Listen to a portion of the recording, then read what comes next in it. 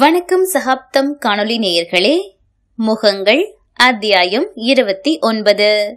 மழை காட்சி. வேகமாக அடிக்கும் காற்றிற்கும் மழைக்கும் மத்தியில் நந்தினி அந்த சாலையில் நடந்து செல்ல வேண்டும். பின்னோடு வரும் மித்ரன் அவளுக்கு குடைபிடிக்க வேண்டும். அதனை புறக்கணித்துவிட்டு அவள் மழையில் நனைந்து கொண்டே செல்ல வேண்டும். மீண்டும் மீண்டும் மித்ரன் அவளை குடைக்கு கீழ் இருத்திக் கொள்ள முயல்கையில் பொறுமை இழந்தவளாய் get out of my way என்று கத்த வேண்டும் நந்தினி. நான் போக மாட்டேன். பிடிவாத குரலில் மித்ரன் பேச வேண்டும். You are nothing to me. அவனது கண்களை பார்த்து அலட்சியமாக நந்தினி பேச வேண்டும். But you are everything for me. அவன் கரகரப்பாக பேச வேண்டும். அவனது கண்களை சில நொடி அவள் பார்க்க வேண்டும். பிறகு கெட் லாஸ்ட் என்று கத்திவிட்டு வேகமாக நடந்து செல்ல வேண்டும். பின்னே நிற்கும் மித்ரன், உன்னோட இந்த திமிர் தாண்டி உன்னை விட்டு போக விடாம தடுக்குது என்று பேசிவிட்டு இதயத்தில் கை வைக்க வேண்டும். பிடித்திருந்த குடையை கீழே போட்டுவிட்டு மழையில் நனைந்தபடியே ஒரு போஸ் கொடுக்க வேண்டும். இதுதான் சீன் என்று ஸ்கிரிப்ட் ரைட்டிங் அசிஸ்டன்ட் தீனா சொல்லிக் கொடுத்து கொண்டிருந்தான். பின் குறிப்பு போல் அவன் இன்னும் ஒன்றையும் சொன்னான். நந்தினி மேடம், நீங்க உங்க முகத்துல கோபம் குறையாம பாத்துக்கோங்க. மித்ரன் சார், நீங்க கெஞ்சலான ரியாக்ஷன் கொடுத்துடுங்க, ஓகேவா என்றவனுக்கு இருவரும் தலையசைத்து சரி என்றனர். அவர்களது உரையாடலை கேட்டுக்கொண்டே ருத்ர் பிரதாப்பும் பிரகாஷும் கேமரா ஆங்கிளை சரிபார்த்து கொண்டிருந்தனர். டோன்ட் வரி தீனா, கோபமான சீன்னா நம்ம நந்தினி மேடம்க்கு சர்வ சாதாரணமா வரும் என்று சிரித்துக் கொண்டே ருத்ரனை பார்த்தான் பிரகாஷ். அவனோ அவனை முறைத்து பார்த்து கொண்டிருந்தான். ஓகே, மெயின் ஆர்டிஸ்ட் ரெடியா என்று ருத்ர் பிரதாப் மைக்கில் கேட்க மித்ரன் கட்டை விரலை உயர்த்தினான். வேறு வழியின்றி அவளும் உயர்த்தினாள். ஓகே, சப்போர்ட்டிங் ஆர்டிஸ்ட் என்று அவன் கேட்க அந்த சூழ்நிலையை உயிர்ப்பிக்க ஆங்காங்கே நின்றிருந்தவர்களும் கட்டை விரலை உயர்த்தி காட்டினர். ஓகே, கேமரா ரோல் என்றான். ரோலிங் என்றான் பிரகாஷ். ஷவர். ருத்ர பிரதாப்பின் குரல் கேட்டதும் அங்கே மழை வந்தது. விண்ட் என்றதும் புயல் வந்தது. ஆக்ஷன் என்றதும் மித்ரனும் நந்தினியும் நடிக்க ஆரம்பித்தனர். மிக மிக அற்புதமான காட்சி. இந்த காட்சியின் தொடர்ச்சியாக வரும் பாடலை கூட படமாக்கிவிட்டான். கதாநாயகனுக்கும் கதாநாயகிக்கும் சிறு ஊடல். அவர்களின் செல்ல சண்டையை மிகவும் ரசித்துத்தான் எழுதினான். ஆனால் அது காட்சிப்படுத்தும் போது ஏனோ ருசிக்கவில்லை. இருப்பினும் தன் சொந்த விருப்பு வெறுப்புகளை ஒதுக்கி வைத்துவிட்டு தன் தொழிலுக்கு உண்மையானவனாக அந்த காட்சியை படமாக்கி முடித்தான். கட் என்று அவனது குரல் கேட்டதும் காற்று மழை எல்லாம் நின்றது. டேக் ஓகே என்றவனது பார்வை ஏனோ அவளிடம்தான் சென்று நின்றது. தண்ணீரில் முழுவதுமாக நனைந்திருந்தவளின் ஆடை உடம்போடு ஒட்டி கொண்டிருக்க முகத்தில் ஒரு நடுக்கமும் தெரிந்தது. மேக்கப் ஆர்டிஸ்டிடமிருந்து டர்க்கி டவலை எடுத்துக்கொண்டு வேகமாக அவளை அடைந்தவன் அவளது தோளை சுற்றி அதனை போர்த்திவிட்டான். அவளது தோள்களில் நிலைத்திருந்த அவனது கையை பார்த்தவள் கேள்வியாய் அவனை ஏறிட்டாள். ஓர் ஆழமான விழி உரசலுக்கு பிறகு அவளது கண்களை தவிர்த்தவன் மேக்கப் ஆர்டிஸ்டை பார்த்து, கமான், சீக்கிரம் ட்ரெஸ் சேஞ்ச் பண்ண சொல்லிட்டு ஹேர் ட்ரை பண்ணுங்க, ஷீ இஸ் ஷிவரிங் என்றான். மைக்கை ஆன் செய்து பிரேக் டிஸ்பர்ஸ் என்றவன் தீனாவை நோக்கி நகர்ந்தான். அவளது பார்வை ருத்ர் பிரதாப்பை பின்தொடர்ந்தது. ஹோட்டல் அறையின் சிட் அவுட்டில் எங்கோ வெறித்தபடி நின்றிருந்தான் ருத்ர் பிரதாப். கையில் புகைந்து கொண்டிருந்த சிகரெட்டின் நெருப்பு அவன் விரலை நோக்கி வேகமாக நகர்ந்து வந்து கொண்டிருந்தது. சந்திரனிடம் தப்பு இருப்பது உறுதி. அதற்கு அவரது முக இறுக்கமே போதுமானது. நந்தினியின் முதல் படம் இவரது தயாரிப்புதான். ஆனால் அதற்கு பிறகு நந்தினியின் எந்த படமும் அவரது தயாரிப்பில் வெளிவரவில்லை. அப்படி என்றால் அவரை நந்தினி நிராகரித்து வந்திருக்கிறாள். தன்னை நிராகரிக்கும் ஒரு நடிகையை தேடி ஒரு தயாரிப்பாளர் போகிறார் என்றால்? ருத்ர பிரதாப்பின் முகம் சிவந்தது. முஷ்டி இறுகியது. உடல் விரைத்தது. எங்கேயோ ஏதோ புரிந்தது போல் இருந்தாலும் இதுதான் என்று அடித்து சொல்ல ஆதாரம் ஏது? இதில் சந்தனாவும் பாதிக்கப்பட்டிருக்கிறாளோ? வலியுடன் சிந்தித்தவன் சிட் அவுட்டின் கைப்பிடியில் ஓங்கி ஓர் அடி அடித்தான். நல்ல வேளை அவன் எதிரில் சந்திரன் இல்லை. உடனே ஏதோ தோன்ற சிகரெட்டை ஆஸ்ட்ரேயில் அழுத்திவிட்டு தன் செல்போனை கையில் எடுத்தான். இரண்டாவது முறையாக முயன்றும் போன் எடுக்கப்படவே இல்லை. ஒருவேளை பாத்ரூமில் இருக்கிறாளோ என்று நினைத்து 10 நிமிடம் கழித்து மீண்டும் முயற்சித்தான். அப்போதும் அவள் எடுக்கவில்லை. அவ்வளவுதான். ருத்ர பிரதாப்பின் பொறுமை காற்றில் பறந்தது. பாக்கெட்டில் இருந்த சாவியை எடுத்துக்கொண்டு வேகமாக பக்கத்து அறையை நோக்கி நடக்கலானான். இரவு உணவிற்கு முன் புத்தகத்தை படிப்பதை வழக்கமாக கொண்டிருந்தாள் சந்தனா. டிரெஸ்ஸிங் டேபிளின் மேலிருந்த புத்தகத்தை எடுக்க போனவள் அதனை விடுத்து தன்னிச்சையாய் டிராயரை திறந்தாள். உள்ளே ருத்ரன் அவளுக்கு அணிவித்த தாலிச்செயின் இருந்தது. அறையில் இருந்த தொலைபேசி அடித்தது. ஆனால் அதன் சத்தம்தான் அவளுக்கு கேட்கவில்லை. முழு கவனமும் அந்த செயினில் தான் இருந்தது.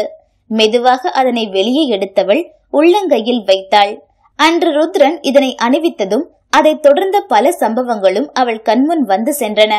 மென்மையாக கையில் இருந்த செயினை வருடி கொடுத்தாள். மீண்டும் தொலைபேசி அடித்தது. இப்போது அவளுக்கு தெளிவாகவே கேட்டது. ஆனால் எடுக்கத்தான் மனமில்லை. அவளது நினைவை முழுவதுமாக ஆக்கிரமித்திருந்தான் ருத்ர பிரதாப். அருகிலிருந்த டேபிளை அடைந்தவள் அங்கிருந்த லேப்டாப்பை உயிர்ப்பித்தாள். அதில் ருத்ர பிரதாப் சிரித்துக் கொண்டிருந்தான். அபூர்வமான படம். போட்டோ ஷூட் அல்லது விழாக்களில் தான் அவன் சிரித்து பார்க்க முடியும். இமை கொட்டாமல் அவனையே பார்த்து கொண்டிருந்தாள். இன்னும் குறிப்பாக சொல்ல வேண்டும் என்றால் சிரிக்கும் அவன் உதடுகளைத்தான் பார்த்து கொண்டிருந்தாள். அப்போது சட் என்ற சத்தத்தோடு அறைக்கதவு திறக்கப்பட்டு அவளது சிந்தனையை கலைத்தது. ஒருவித பதட்டத்தோடு அவள் வாயிலை பார்க்க அதே பதட்டத்தோடு அங்கே நின்றிருந்தான் ருத்ர பிரதாப். கடந்த சில நிமிடங்களாக அவளது நினைவில் நின்றவனை நேரில் பார்த்ததும் அவளது பதட்டம் இருந்த இடம் தெரியாமல் ஓடி மறைந்தது. லேப்டாப்பின் நினைவு வர பட்டன அதனை மூடிவிட்டு முகத்தில் முடிந்தவரை கோபத்தை முயன்று வரவழைத்தாள். அவனது கைகளில் இருந்த சாவியை கேள்வியாய் பார்த்தாள். அதற்குள் அவனுமே அவனது முக உணர்வை மாற்றிக்கொண்டிருந்தான்.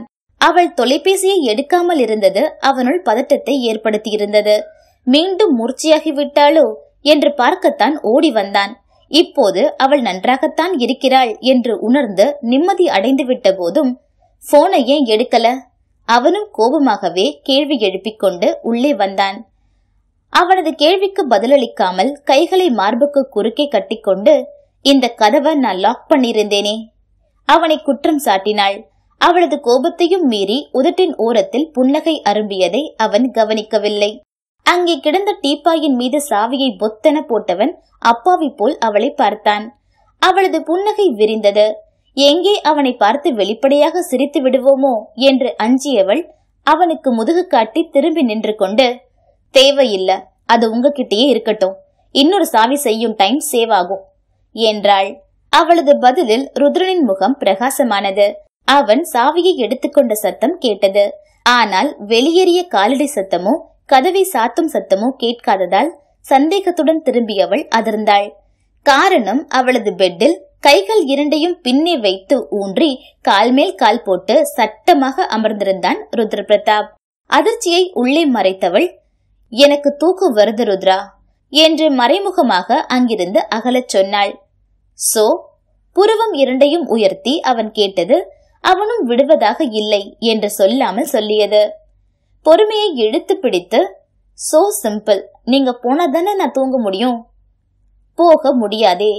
அவளது கண்களை பார்த்து உறுதியுடன் பேசியவனை குழப்பத்துடன் ஏறிட்டாள். அவளது குழப்பத்தை தனக்கு சாதகமாக்கி அவள் அருகில் சென்றவன் அவள் மென்கரத்தை பற்றினான். நடுங்கிய உதடுகளுடன், பிளீஸ் கோ என்றாள். போக மாட்டேன் என்றான் திட்டவட்டமாக. என்ன? அவனது கண்களை பார்த்தாள்.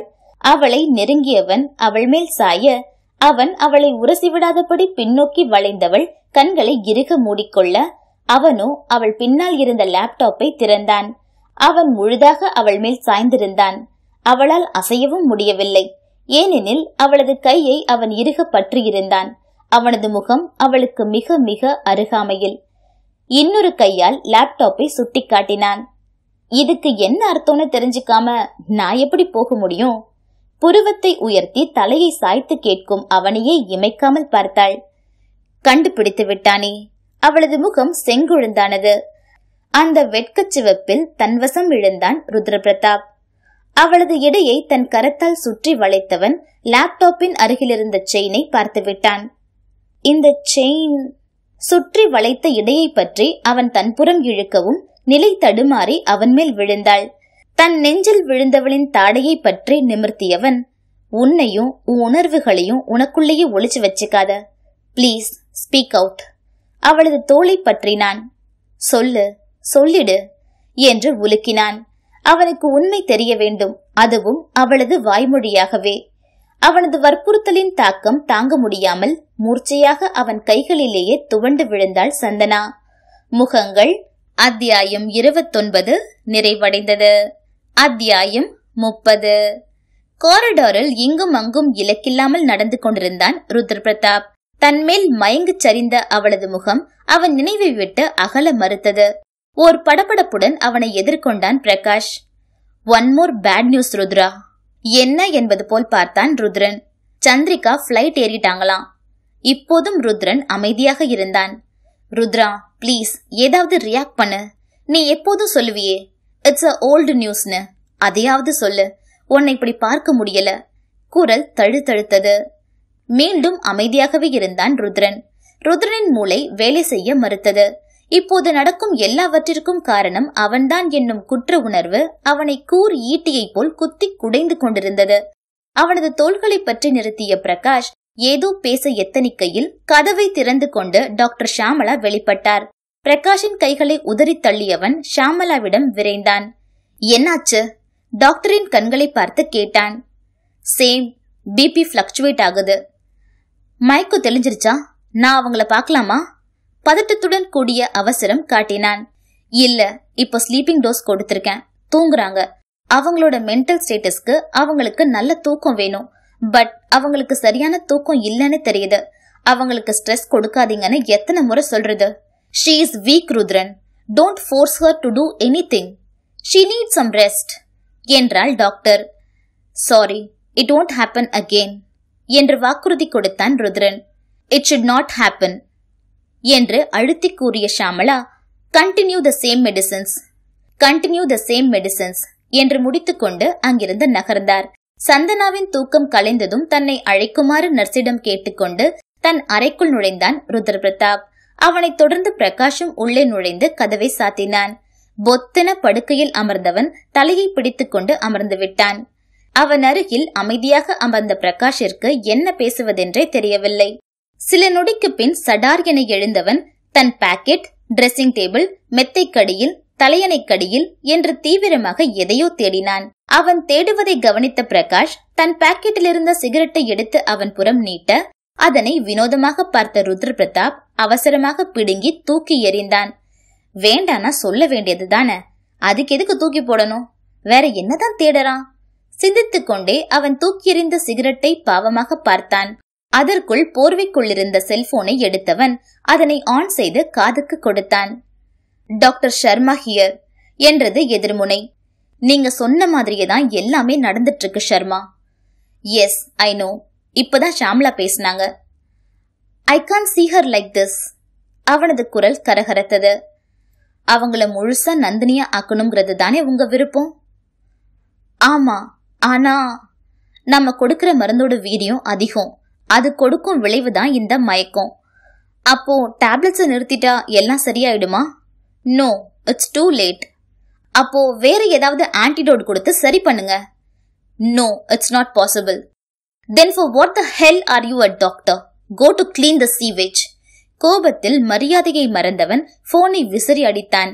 நல்ல வேளையாக அது மெத்தையில் விழுந்து தன் உயிரை காத்து கொண்டது. ச்ச என்று மீண்டும் மெத்தையில் தொப்பென விழுந்தான் ருத்ர பிரதாப். ஷர்மாவிடம் பேசும் வரை அவனது முகத்தையே பார்த்து கொண்டு அமைதி காத்தான் பிரகாஷ். அவன் தன் கட்டுப்பாட்டை இழந்து பேசுவது புரிந்து கலவரமாவதற்கும் ருத்ர பிரதாப் போனை தூக்கி எறியவும் சரியாக இருந்தது.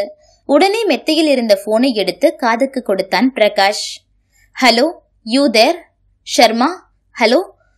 Sorry mister Sharma. He is so depressed. Very sorry. It's okay Prakash, I can understand. Is he in love with her? இல்ல, அப்படிலாம் இல்ல ஷர்மா, மழுப்பலாக பதிலளித்தான். அப்போ அந்த பிரஸ் மீட் அது ஜஸ்ட் ஒரு டைவர்ஷனுக்கு. ஏதோ வாயில் வந்ததை உளறி கொட்டினான். Okay, it is none of my business, but it is very dangerous என்று எச்சரித்தார் ஷர்மா. ஓகே டாக்டர், நான் இதை பத்தி ருத்ரன் கிட்ட பேசுறேன்.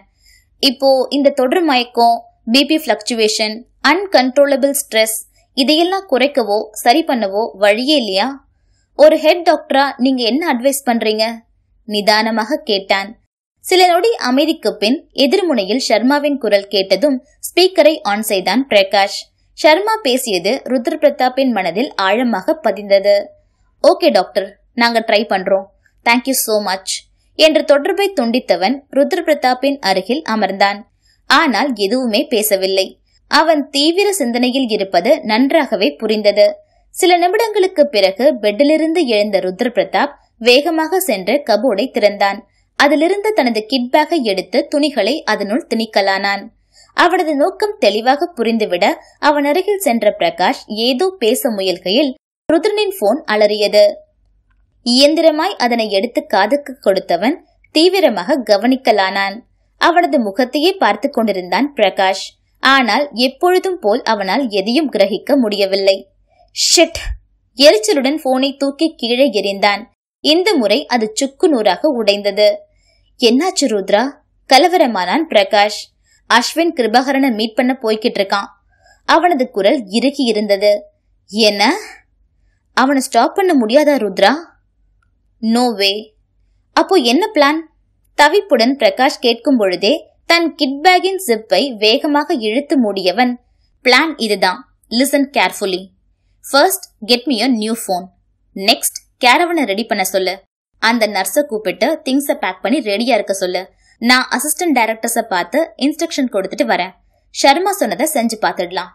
குவிக் என்று மூச்சு விடாமல் பேசியவன் பிரகாஷின் தோள்களை தட்டி அவனை துரிதப்படுத்தினான். ருத்ரா பிளீஸ், நான் சொல்றது கேளு. Ashwin is very dangerous. I don't care. அவனால என்ன கிழிக்க முடியுமோ கிழிச்சுக்கிட்டோம். I will face the consequences என்றவனின் கண்களில் ஒரு வெறித்தனம் தெரிந்தது. Calm down Rudra please. Evening Chandrika வேற வந்துடுவாங்க. அப்போ நந்தினி இங்க இல்லனா பெரிய ப்ராப்ளம். நிலைமையின் தீவிரத்தை அவனுக்கு உணர்த்த முயன்றான். ஸ்டாப் இட் என்று கத்தியவன் பிரகாஷின் இரு தோள்களையும் ஆவேசமாக பற்றி உலுக்கினான். லுக், இப்ப எனக்கு எது முக்கியம்னு படுதோ அதை தான் நான் செய்ய போறேன். மத்த எல்லாமே எனக்கு குப்பைக்கு சமந்தான். அவனது உறுதியான குரல் பிரகாஷை யோசிக்க வைத்தது. இருப்பினும் அவனது முரட்டுத்தனத்தை புறம் தள்ளி அவனது கண்களை பார்த்து பேசினான் பிரகாஷ். அவங்கள முழுசா நந்தினியாக்கத்தான் நம்ம முயற்சி பண்றோம். பட் அவங்கள அங்க கூட்டிட்டு போனா திரும்பவும் அவங்கள நம்ம சிச்சுவேஷனுக்குள்ள அடாப்ட் பண்ண வைக்கிறது ரொம்ப கஷ்டம். Try to understand. இல்ல, அத பத்தி எனக்கு கவலையே இல்ல. அவ கடைசி வரைக்கும் சந்தனாவே இருக்கட்டும். நந்தினியா மாறவே வேண்டாம். Understand? Do what I said என்று கட்டளையிட்டவன் ரூமை விட்டு வெளியேறினான். டே, எல்லாம் சரியா நடக்கும்போது இப்படி குழப்பாதடா என்று பிரகாஷ் கத்துவதை கேட்க அங்கே சுவர் மட்டுமே இருந்தது. மோகங்கள் அத்தியாயம் 30 நிறைவடைந்தது. நன்றி.